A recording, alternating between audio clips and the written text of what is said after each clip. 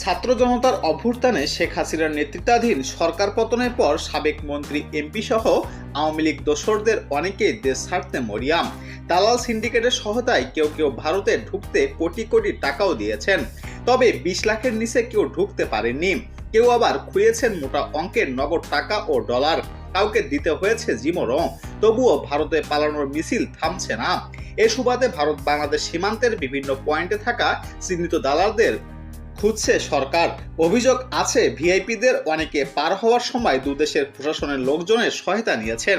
যদিও এ বিষয়ে কেউ মুখ খুলতে নারাজ। আওয়ামী লীগ দোসরদের সাজানো প্রশাসন হওয়ায় কৃতজ্ঞতা প্রকাশ করতে অনেকে তাদের নির্বিঘ্নে দেশ ছাড়তেই সব ধরনের সহায়তা দিয়েছেন এবং এখনও দিচ্ছেন।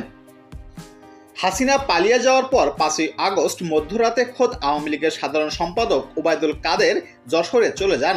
সেখানে তাকে গুরুত্বপূর্ণ একটি নিরাপদ স্থানে আশ্রয় দেওয়া হয়। পরদিন তিনি বিশেষ পহরায় সীমান্ত অতিক্রম করেন। বিষয়টি যশোর ও বেনাপোলের বেশ কয়েকটি দায়িত্বশীল সূত্র নিশ্চিত করেছে, তবে তারা পরিচয় প্রকাশ করে কথা বলতে নারাজ।